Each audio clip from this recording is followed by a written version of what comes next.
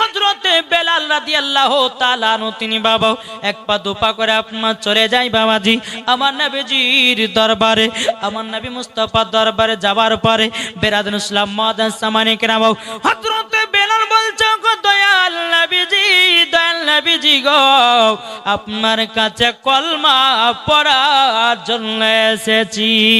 আমার নবী মুস্তাফা বলতেছে এই বেলাল তুমি যদি কলমা পড়ো গো বেলাল তোমাকে তো কাফেরের দলেরা তুবে নাও, তোমাকে তো উমাইয়া মেরে তুবে নাও।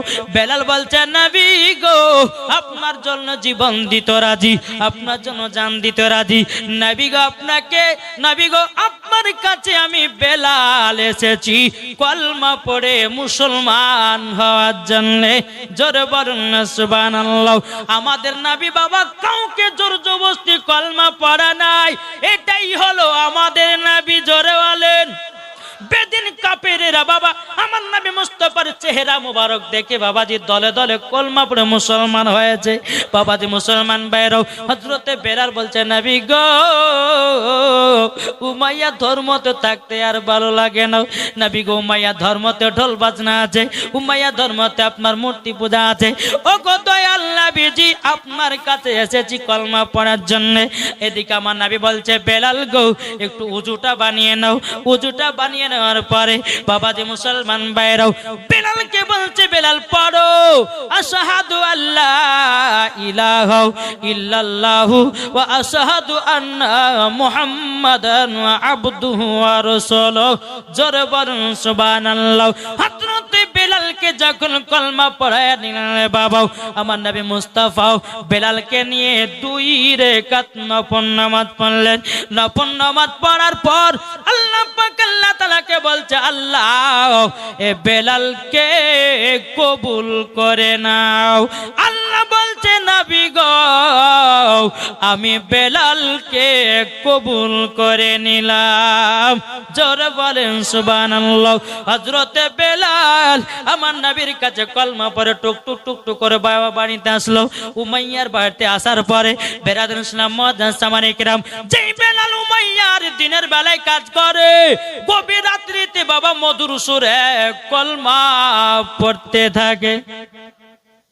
ধরতে পারে না কোনোদিন, উমাইয়া ধরতে পারে না। একদিন দুদিন তিন দিন যেতে যেতে যেতে বাবা উমাইয়া কি করলো সমস্ত ঘরে বাবা মালপত্র ছিল, উমাইয়ার ঘরে সমস্ত মালপত্র ছিল। রাত্রে বেলাতে বাবা যে সমস্ত মালপত্রগুলোকে চেক ইন করতে লাগলো বাবা। চেক ইন করতে করতে করতে বেলালের ঘরের সম্মুখে যখন পৌঁছেছে বেলালের ঘর দিয়ে একটা ছিদ্র ছিল রে বাবা, ও ছিদ্র দিয়ে বেরিয়ে আসতেছে লা ইলাহা ইল্লাল্লাহ লা ইলাহা ইল্লাল্লাহ লা ইলাহা ইল্লাল্লাহু মুহাম্মাদুর রাসূলুল্লাহ সাল্লাল্লাহু তাআলা আলাইহি ওয়াসাল্লাম। বাবাজি মুসলমান ভাইরাও যখন আপনার কিনাও যখন বাবা উমাইয়া যখন কায় আপনার নবীজির কলমার আওয়াজটা পেয়ে গেছে উমাইয়া ভাবছে যে কি ব্যাপার এই কলমা তো আখেরি জামানার নবীর কলমা, এটা বেলাল ঘর থেকে বেরোছে কেন? ভালো করে কান লাগায় শুনতেছে বেলালই পড়তেছে। গভীর রাত্রিতে বেলালকে বলছে বেলাল দরওয়াজা খুলো। বেলাল আল্লাহর কাছে দোয়া করে আল্লাহ গো এবার তো আমাকে উমাইয়ার দলেরা মনে হয় এখন মা জামালা শুরু করবে। আল্লাহ গো আপনি হলো রক্ষাকর্তা, আল্লাহ গো আপনি হলো সম্মান বাড়ানেওয়ালা। আল্লাহ গো আমার ঈমানকে আরো তাজা বানায়া দিও। জোরে বলুন না সুবহানাল্লাহ। হযরতে বেলাল যখন বাবাজি আপনার দরওয়াজা খুলে দিয়েছে বেরাদার, যখন দরওয়াজা খুলে দেওয়ার পর উমাইয়া বলছে বলে বেলাল তুমি আখেরি জামানার নবীর কলমা পড়েছো নাকি? বেলাল বলতেছে বলে হ্যাঁ আমি তো নবীর কলমা পড়ে মুসলমান হয়ে গেছি। বলে বেলাল কেন তুমি বড় অন্যায় করেছো? বেলাল বলছে বলে ওরে উমাইয়া তোমার ধর্মতে ঢোল বাজনায় আছে মূর্তি পূজায় আছে, তোমার ধর্মকে লাথি মেরে দিও, আমি নবীজির কলমা পড়ে মুসলমান হয়ে গেছে। উমাইয়া বলছে বলছে, বলে বেলাল ভুল করেছো, অন্যায় করেছো, এবার তোমার প্রতি জুলুম চলবে। উমাইয়া একটা চাবুক নিয়ে বাবা আসলো, বেলালকে আপনার মারতে শুরু করলো বাবা। বেলাল কি বাবা যে এত জোরে জোরে করে মারতে মারতে মারতে বাবা জমিনে আপনার বেহুশ করে ফেলাইয়া একটা ঘরের ভিতরে বন্দি করে রাখলো বাবা। আপনার ঘরে তালা মেরে দেওয়া হলো। সকাল হলো, এক পা দুপা করে উমাইয়া ইন্টারন্যাশনাল কাফেরের কাছে গেছে বাবা, আবু জাহেলের কাছে। আবু জাহেলের কাছে যাওয়ার পরে বলছে, এ আবু জাহেল গো, আমার সব থেকে যত দামি গোলাম যে বেলাল 10 জন গোলামের থেকে একা কাজ করত, ওই বেলাল নবীজির কলমা পড়ে মুসলমান হয়ে গেছে। এ আবু জাহেল, তুমি যদি বেলালের কলমা ছোটায়া দিতে পারো, তোমাকে আমি বড় ইনাম দেওয়া হবে। বেরাদার আবু জাহেল বলতেছে, এ উমাইয়া, এটা আমার বাম হাতের খেলাও। কিন্তু আবু জাহেল জানে না বেলালের ঈমান কত তাজা। বহুত লম্বা ঘটনা বাবজি।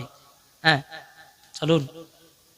হযরতে বেলাল রাদিয়াল্লাহু তাআলা আনহু তিনি যখনই বাবাজি বেরিয়ে গেছে, এত মার, এদিকে আবু জাহেলের কাছে উমাইয়া গেছে, বুঝো কলমা যদি ছোটাতে পারো তোমাকে বিশাল বড় বড় 3টা ইনাম দেওয়া হবে।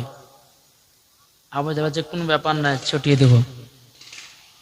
বেরাদার ইসলাম মাদান সামানিকরা, সকাল হলো, আবু জাহেল বাবাজি 10টা গোলামকে নিয়ে উমাইয়ার বাড়িতে গেল। বেরাদার ইসলাম মাদান সামানিকরা, যে ঘরে বেলালকে মেরে বন্দি করে রাখা হয়েছিল বাবা, হযরত বেলালের জ্ঞানটা যেন ফিরে এসেছে। আল্লাহর কাছে দুখান হাত তুলে বলছে, আল্লাহ গো, আল্লাহ গো, আমি তো শুধু নবীজির কলমা পড়ে মুসলমান হয়েছি, কাফেরের দলের আমাকে যতই মারুক না কেন, আল্লাহ গো, আমার ঈমান জানো আরো তাজা হয়ে যায়। জোরে বলুন না সুবহানাল্লাহ। এদিকে উমাইয়া এক পা দুপা করে আবু জাহেল আপনার কিনা 10টা গোলামকে নিয়ে উমাইয়ার বাড়িতে যেন হাজির হয়ে গেল। এদিকে আবু জাহেল উমাইয়াকে বলছে, উমাইয়া, বেলাল কোথায় আছে বলো। বলছে, ঘরের ভিতরে তালা মারা রাখা আছে। বলে, তালাটা খোলো, বেলালকে বের করো। বেলালকে বের করা হলো। আবু জাহেল বলছে, বলে, বেলাল, বেলাল, বলো বলো, তুমি কলমা ছাড়তে রাজি আছো না নাই? বেলাল বলতেছে, বলে, না, নবীজির কলমা ছাড়ব না। আবু জাহেল বলছে, বলে, বেলাল, যদি কলমা ছেড়ে দাও, আমাদের মধ্যে তোমাকে লিডার বানাবো, তোমাকে টাকা পয়সা দিয়ে মালামাল করে দেব। বেলাল গো, একবার শুধু বলো, নবীজির কলমা ছাড়বে কিনা? বেলাল বলতেছে, বলে, নাও, আমি নবীজির কলমা ছাড়ব না। জোরে বলুন সুবহানাল্লাহ। বেরাদার ইসলাম মাদান সামানিকরাম, আবু জাহেল বলছে, গোলামেরা, তবে শোনো গো, শোনো, তোমাকে একটা কথা বলে দি, একটা বড় কড়াইয়ে পানি গরম করো। আবু জাহেলের গোলামেরা বলতেছে, কি করা হবে পানিতে?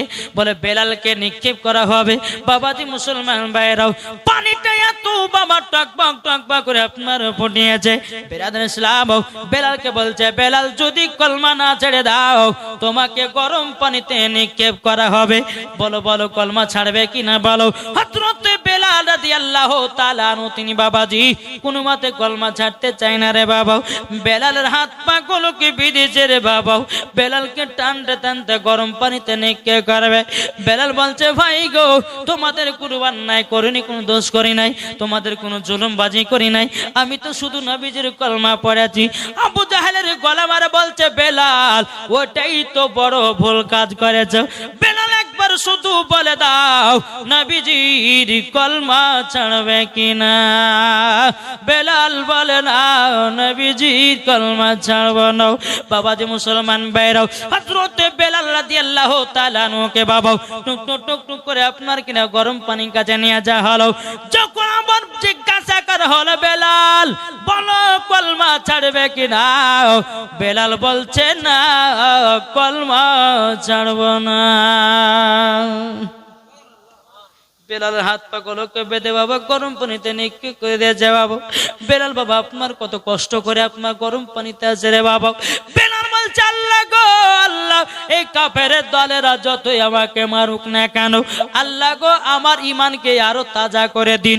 বেলাল বাবা যে আপনার গরম পানিতে থাকতে পারে না, বেলালের হাত পা গুলো যেন আপনার জড়ো জড়ো হয়ে গেছে। বেরাদুল ইসলাম মুআজ্জাজ সামানি কিরাম বেলালকে আবার জিজ্ঞাসা করে, বেলাল বলো কলমা ছাড়বে কিনা? বলে না কলমা ছাড়বো না, কলমা ছাড়বো না। বেলালকে বেরাদুল ইসলাম গরম পানি থেকে তোলা হলো, তোলার পর বলছে বেলাল কলমা ছাড়বে কিনা বলো? বলে না কলমা ছাড়বো না। আবু জাহেল বলছে গোলামের এক কাজ করো, বেলালের হাত পা গুলোকে টান টান করে বেঁধে দাও আর বেলালের শরীরে চাবুক মারতে লাগাও, অটোমেটিক বেলাল কলমা ছেড়ে দেবে। বেলালকে গরম পানি থেকে তুলে এরকম দুটো গাছ বাবাজি আপনার হাতগুলো টান করে বাঁধা হলো, পা দুটোকে টান করে বাঁধা হলো। বাঁধার পরে একটা নয় দুটো নয় বাবাজি 10 জনা বেলালকে চাবুকের বাড়ি মারতে লাগলো।